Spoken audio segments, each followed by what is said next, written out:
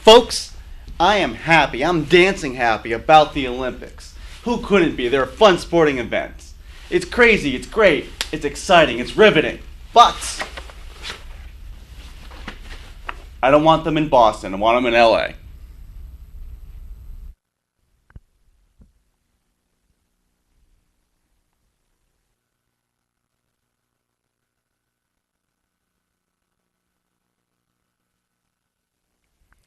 Welcome, folks, to another week of the America First Committee. This week, we're going to a little venture off a bit. We're going to actually explore another issue about putting America first and what I think is best for putting America's interest ahead of us. This is going to be for a simple, non-life-threatening, some may say, situation, although there could be lives at stake, but that's going to be more of a extrapolated risk. So as you can see, I'm talking about probably no Boston Olympics tonight. And I've been talking about that, and I want to talk about that because people get wicked excited about the topic. Like, oh, the Olympics coming to, Boston possibly. That's great. They get excited because they remember all their fun moments and all the fun and all the great and the excitement related to the Olympics. But a lot of the nuts and bolts are going to be bad for Boston, and this is a program filmed in New Hampshire. It's going to even be worse for us. So let's just go over some of those, why I think LA should have it instead of Boston. That's who we should put forth for our bid in 2024. So the first thing we need to talk about is the money. Specifically, if you're a resident in Massachusetts, think about this. They are demanding that you have an actual taxpayer guarantee for all the construction that will be going on for these projects related to the actual Olympics. That means if they have a cost overrun, you, the taxpayer down there, will be paying for it. Now, except for the 1984 Olympics, every Olympics since then, and even the ones before that, had cost overruns, massive ones, and the local taxpayers had to pay for it. Why did the 1984 ones not?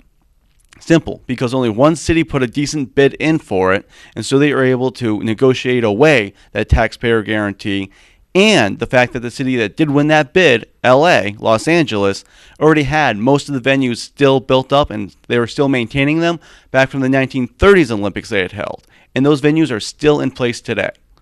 That's another great reason why they should have it. They have the venues all set up, which is why I think they should be our bid this year, or for the 2024 one, when we put it up this year, because they don't have to build a whole new bunch of infrastructure related to it, and so it'll be right there. It worked before. They didn't have any cost overruns because all the contractors knew if they did any cost overruns, the local citizens of California wouldn't be paying for it. So they knew they had to keep everything on budget. Also, how do you plan the numbers and everything related to one-time special event construction? You only have to go by what was happening a few years before, and so there's not like they're building a whole bunch of these around the world all the time. They do it every 4 or 5 years maybe. So that's why the cost is very tough to calculate, which is typically why they run over. So boom, that's your first thing you're thinking about. Second thing, when you host the Olympics in a city, your freedom of speech is severely restricted.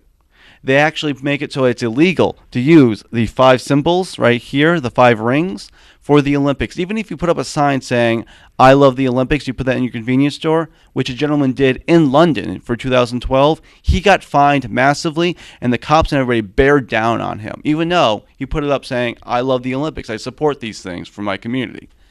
So you have that to also think about. Now, when Boston did host another major event, it was going to be the Democratic National Convention.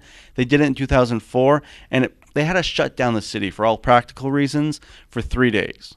This is not a 3-day event. This is going to be like a multiple-week celebration, a multiple-week party, essentially, for international guests. So you're going to shut down the city for that long.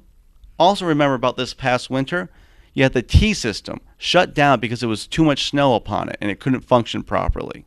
As it stands now, the mass transit system in Boston, it can handle what it has now going through it, but if you add a whole bunch of more people into it, and people that don't even understand or read English, that's only going to break the system further. They're going to have to do investments in the mass transit system, but that's not part of the entire deal that the 2024 Boston Olympics wants to put together.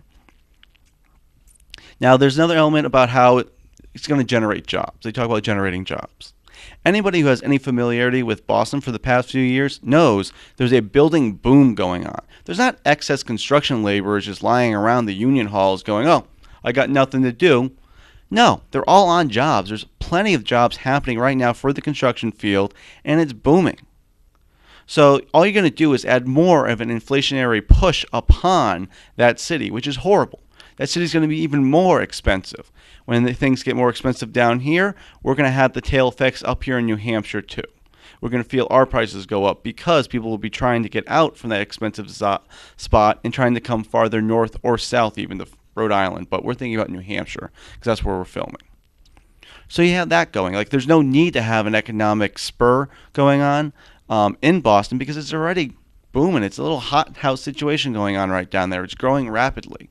And when they do try to build all these buildings, pretty much what they're going to have to do is destroy neighborhoods, which is never a good plus. Part of the reason why you want to have something in Boston is because there's still a neighborhood culture down there that they get very excited about and they're very territorial and proud of. But you're going to essentially destroy that by having the Olympics be put basically in South Boston and Southie. So you have to think about that. You also have to think about that the Boston Marathon and the Charles Head Regatta, two world-class sporting events, their routes can't be used by the Olympics because they don't fit the Olympics criteria. So the two international sport events that happens in Boston, that Boston has had for so long and they're part of their heritage, can't even be used. So the heritage element of having it in Boston is even lost in this construction project. So you think about it being shut down for like 3 weeks, maybe a month, and you have all this other stuff going on. It's a no-win for Boston. I mean, all they get to have is the claim of having hosted the Olympics. And for New Hampshire, specifically like Manchester even, it's even worse. We do not get the actual credit of hosting an Olympics. Instead, we get all the negative consequences.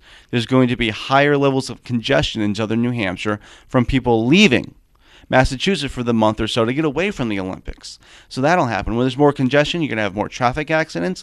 With more people here, there's also going to be a spike in crime. There's also going to be a lot more wear and tear on our roads. But nowhere in the proposals that Boston 2024 has put together does it try to give grants out to local communities to beef up their police during that time period, to beef up the roads during that time period. Nothing. They don't give any consideration for it. So for New Hampshire, we'll get all the social ills from it, but we'll get none of the social benefits of being able to claim to have hosted and even be able to broadcast around the world we hosted the Olympics. So it's a no-win situation for us, but Los Angeles is great for it. They have the whole setup for it. They have a wide enough, big enough city that they can actually absorb all that, and they have plenty of other room to choose and redevelopment down there. So I suggest Boston 2024, put the bid for Los Angeles, not for Boston. I thank you very much. America First Committee, P.O. Box 108, Auburn, New Hampshire 03032, or at my email account, americafirstcommittee@gmail.com, or the Twitter handle @USA First Committee. Thank you.